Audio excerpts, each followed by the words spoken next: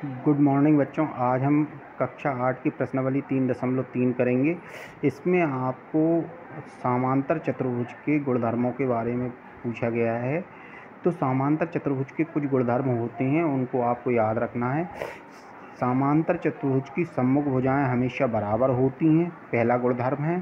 समांतर चतुर्भुज के सम्मुख कोण हमेशा बराबर होते हैं, ये दूसरा गुणधर्म है। समांतर चतुर्भुज के आसन्न कोण जो होते हैं उनका योग 180 अंश होता है। समांतर चतुर्भुज के आसन्न कोणों का योग 180 अंश होता है। ये तीसरा गुणधर्म है। समांतर चतुर्भुज के विकर्ण एक दूसरे को लंब समद्विभाजक करते समांतर चतुर्भुज के विकर्ण एक दूसरे को समद्विभाजित करते हैं। ये तीसरा गुणधर्म चौथा गुणधर्म है। फिर से बोल रहा हूँ, समांतर चतुर्भुज का पहला गुणधर्म जो है वो ये है कि समांतर चतुर्भुज की सम्मुख भुजाएं बराबर होती हैं, पहला गुणधर्म है। समांतर चतुर्भुज के सम्मुख कोण बराबर होते हैं, ये दूसरा गुणधर्म है। तीसरा गुणधर्म, समांतर चतुर्भुज के आसन्न कोणों का योग 180 अंश होता है, ये तीसरा गुणधर्म है। और चौथा गुणधर्म, समांतर चतुर्भुज के विकर्ण एक दूसरे को समद्विभाजित करते हैं,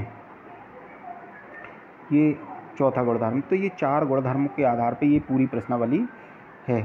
तो इसमें सबसे पहले हम चित्र के रूप में भी चाहें तो बता देता हूँ मैं। चित्र के रूप में देखो गुणधर्म की परिभाषा। तो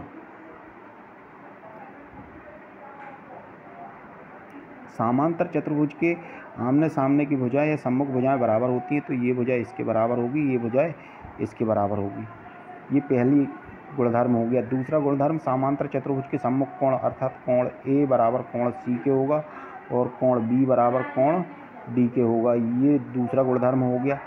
तीसरा गुणधर्म, समांतर चतुर्भुज के संगत कोण अर्थात आसन्न कोण अर्थात कोण ए और कोण बी, जो एक ही भुजा जिसमें एक भुजा उभयनिष्ठ होती है, ये भुजा ए भी उभयनिष्ठ है, उस पर बना हुआ कोण ए और कोण बी ये आसन्न कोण कहलाते हैं। तो ये इनका योग 180 अंश होता है, ये तीसरा गुणधर्म। और चौथा गुणधर्म जो है, समांतर चतुर्भुज के विकर्ण, ये वाला विकर्ण और ये वाला विकर्ण, ये एक दूसरे को समद्विभाजित करते हैं, अर्थात AO बराबर OC होगा, AO बराबर OC,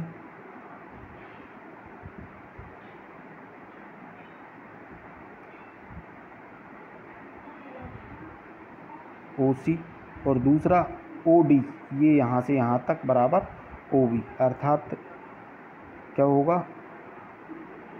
DO बराबर OB, ये बराबर होते हैं। ये दिया है बस, इसमें ये गुणधर्म की व्याख्या है। इन गुणधर्मों के आधार पर ये पूरी प्रश्नावली। अब जैसे पहले में दिया है आपको कि एक समांतर चतुर्भुज ABCD है, एक समांतर चतुर्भुज ABCD है, प्रत्येक कथन को परिभाषित कीजिए। तो पहले AD इसके बराबर है, तो AD आपके समक्ष BC के बराबर है, क्योंकि ये सम्मुख भुजा, ये AD इस काय के बराबर होगा, ये BC के, ये लिखा हुआ है। दूसरा कोण DCB, कोण DCB, कोण DCB, ये वाला कोण, ये काय के बराबर होगा, तो ये सम्मुख कोण बराबर सामने के कोण मतलब DA B के बराबर होगा, तो ये लिखा हुआ है, ये DA B के बराबर सम्मुख कोण के बराबर होता है, ये लिखा हुआ है, ये दूसरा भी हो गया। इसी प्रकार से ये तीसरा OC, OC विकर्ण है, OC क्या है, विकर्ण, यहाँ से यहाँ तक की दूरी ये काय के बराबर होगी, तो ये OB के बराबर होगी, काय के बराबर होगी, OB के बराबर होगी। तो यहाँ पे आपको ये थोड़ा सा गलत लिखा हुआ है, OC, एक OC, हाँ ये थोड़ा सा अपन गलत पढ़ रहे हैं।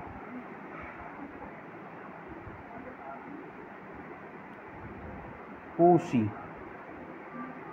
OC ये है,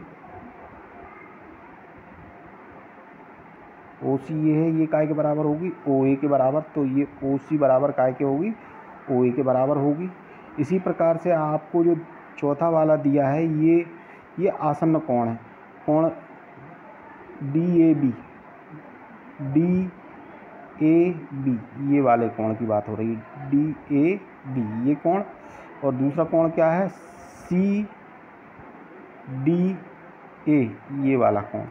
ये दोनों कोण जो है उनका योग कितना होना चाहिए, तो चूंकि आसन्न कोण है तो 180 अंश होना चाहिए, तो यही वो बताया गया है यहाँ पे 180 अंश। ये इस प्रकार से पहला वाला सवाल आप आसानी से कर सकते हैं। इसी प्रकार से हम दूसरे सवाल पे चलते हैं। दूसरे सवाल में आपको कोणों के बारे में पूछा गया है कि कोण आपके कौन कौन से किसके बराबर होंगे, तो एक्स वाई जेड का मान ज्ञात करना है आपको। तो आपको मालूम है ये एक चतुर्भुज दिया है, समांतर चतुर्भुज दिया है, तो इसमें कोण बी जो है उसका मान दिया है आपको 100, तो ये बाय का मान कितना होगा, चूँकि ये सम्मुख कोण है तो इसका मान भी कितना होगा 100 ही होगा। कितना होगा 100 अंश होगा। फिर उसके बाद ये वाले कोण का मान कितना होगा, तो हमें मालूम है कि ये क्या है आसन्न कोण है, एक ही भुजा पर बने हुए कोण है, कोण बी और कोण ए, तो इनका योग कितना होना चाहिए 180 अंश। 180 में से ये तो 100 का हो गया, तो बचा कितना 80, तो जेड कितने का होगा 80 का होगा। इस प्रकार से ये दूसरा भी कर सकते हो आप। तो ये जेड का मान आपके पास 80 आ गया। तो तीसरा, अब जेड का मान जब 80 आ गया तो इसी के सम्मुख कोण कौन सा है एक्स है, तो ये 80 का, तो ये एक्स कितने का, तो वो भी कितने का होगा 80 का ही होगा। इस प्रकार से आप कर सकते हैं। इसी प्रकार से आपको दूसरा वाला चित्र देखें आप, ये जो 50 अंश का है तो ये अंदर वाला कोण कितने का होगा 50 का ही होगा। पहली चीज़ कितने का होगा 50 का होगा। अब ये जब 50 का होगा अंदर वाला, तो ये बाहर वाला कितने का होगा, सिंपल सी बात है, बाहर का कितने का होगा आपका ये 50 को, यदि आप टोटल 180, ये सीधी रेखा बने हुए कोण है, तो 180 में से यदि 50 को घटा देते हो तो बचता क्या है 130, तो जेड कितने का होगा 130 का होगा। पहली स्थिति है। दूसरी, आप दूसरे तरीके से कर सकते हो कि ये 50 का है तो इसी के संगत कोण, इसी के आसन्न कोण कौन सा है, ये एक्स है, तो 50 और एक्स का योग कितना होना चाहिए 180 अंश होना चाहिए। अब यहाँ पे ये 50 का है 180 अंश होना चाहिए, तो ये एक्स कितने का होगा, तो ये 130 का होगा। ये एक्स कितने का होगा 130 का, ये हमारे पास आ गया एक्स का मान 130। अब जब 130 का आ गया तो ये जो बाह का एक और शर्त होती है, चतुर्भुज के बाह कोण का योग अंदर के सम्मुख कोण के योग के बराबर होता है, तो आप ऐसा ही बोल सकते हैं। तो ये जो है इसका मान कितने के बराबर होगा 130 के, या आपके पास ये 130 का आ गया, ये 130 का आ गया। जब ये 130 का, तो बाय कितने का होगा, तो ये सम्मुख ही है, तो ये भी कितने का होगा 130 का होगा।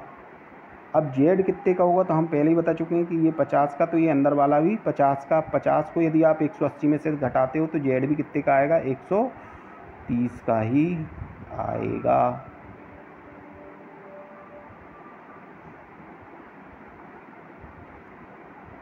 तो बाय कितने का आ गया आपके पास 130 का आ गया, एक्स कितने का आ गया आपके पास 130 का आ गया, और जेड कितने का आ गया वो भी 130 का आ गया। इस प्रकार से आप कर सकते हैं। इसी प्रकार से तीसरा इसमें दिया हुआ है, ये आपको तीसरा चौथा ये सब आपको करने हैं। इसी प्रकार से हम तीसरे प्रश्न पे चलें।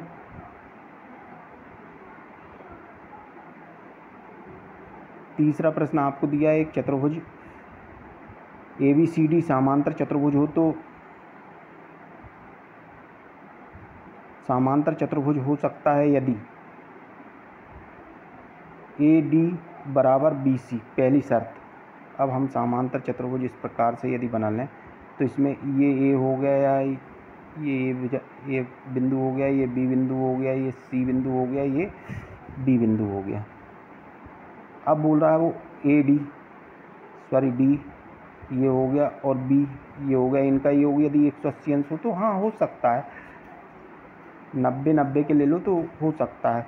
तो ये एक समांतर चतुर्भुज बन भी सकता है और नहीं भी बन सकता है, ये दोनों स्थितियाँ हो सकती हैं, क्योंकि सम्मुख कोण बराबर होने चाहिए, तो बराबर की स्थिति में 90 बराबर होते हैं, ठीक है ना, लेकिन उनका योग 180 अंश होगा, लेकिन यदि 70 और 60 के हो गए तो फिर दिक्कत वाली बात है, तो ये बराबर नहीं होंगे। उस स्थिति में समांतर चतुर्भुज नहीं बनेगा। या 100 और 180 अंश हो गए तो डी 100 का हो गया और बी 80 का हो गया, तो भी 180 अंश योग तो आ रहा है, लेकिन समांतर चतुर्भुज बनेगा नहीं बनेगा, क्योंकि ये सम्मुख कोण बराबर उस स्थिति में नहीं होंगे। सिर्फ एक ही स्थिति हो सकती है, यदि ये 90 का हो और ये भी 90 का, मतलब कोण डी भी 90 का और कोण बी भी 90 का हो। इस स्थिति में सिर्फ आयत ही निर्मित होगा। तो ये शर्त सिर्फ आयत के लिए हो सकती है। आयत अर्थात समांतर चतुर्भुज का एक स्वरूप है, उस स्थिति में ये समांतर चतुर्भुज बन सकता है। फिर दूसरी स्थिति देखें, कोण बी, ये रेखा बी ये है और डी, ये दोनों 8-8 सेमी की हो, मतलब बराबर है, ठीक है। लेकिन दूसरी वाली शर्त ए डी, ये वाली भुजा और बी सी ये वाली भुजा, ये बराबर नहीं है। ये एक 4 सेमी की है और दूसरी कितने सेमी की है, 4.4 सेमी की, अर्थात ये बराबर नहीं है, ये और ये बराबर नहीं है। जबकि सम्मुख भुजाएं हैं और शर्त के अनुसार या गुणधर्म के अनुसार समांतर चतुर्भुज के सम्मुख भुजाएं बराबर होनी चाहिए, जो कि बराबर नहीं है, अर्थात इस टर्म में ये समांतर चतुर्भुज नहीं बनेगा। तो दूसरी टर्म्स में ये समांतर चतुर्भुज बिल्कुल असंभव है कि बन जाए, ये नहीं बनेगा। तीसरी टर्म्स जो है उसमें दिया कोण ए ये वाला कोण और कोण सी ये वाला कोण, सम्मुख कोण है, एक 70 का है और दूसरा 65 का, तो ये संभव है क्या? समांतर चतुर्भुज के लिए बिल्कुल संभव नहीं है, क्योंकि सम्मुख कोण बराबर होने चाहिए और यहाँ पे ये बराबर नहीं है। इसीलिए हम बोल सकते हैं कि ये टर्म्स भी इसमें फिट नहीं बैठ रही है। तो ये तीसरे में भी समांतर चतुर्भुज नहीं बनेगा। तो पहले में संभावना है, बन सकता है सिर्फ आयत के लिए, दूसरे में संभावना बिल्कुल नहीं है और तीसरे में भी संभावना बिल्कुल नहीं है। इस प्रकार से आप इसको कर सकते हैं। इसी प्रकार से इसका चौथा वाला सवाल देखते हैं। एक रफाकृति चतुर्भुज की बनाना है, जिसके समांतर चतुर्भुज की एक रफाकृति बनाना है जिसके सम्मुख कोणों की माप बराबर हो। तो एक रफाकृति हमने ये बना दी, इसके सम्मुख कोण, कोण ए और कोण सी ये बराबर हैं, यही आपको दर्शाना है। इस प्रकार से एक पतंग की आकृति बनती है। 5वें पे आए हम।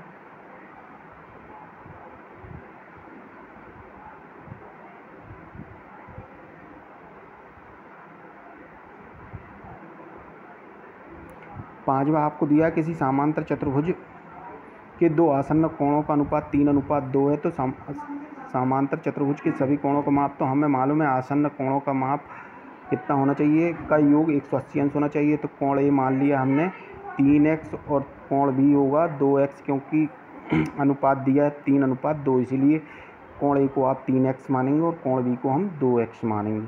अब दोनों का योग कितना होना चाहिए, समांतर हमें मालूम है आसन्न कोण के कोणों का योग कितना होता है, 180 अंश होता है। तो इस शर्त के अनुसार हम ये मानेंगे कोण ए धन कोण बी बराबर 180 अंश। तो कोण ए आपने 3x माना, 3x रखेंगे धन 2x रखेंगे बराबर 180 अंश होना चाहिए। 3x और 2x को जोड़ेंगे तो कितना जाएगा, 5x बराबर 180 अंश। तो x बराबर क्या हो जाएगा, 180 अंश बटे 5। जब 5 का भाग 180 में देंगे तो कितना जाएगा आपके पास, x का मान 36।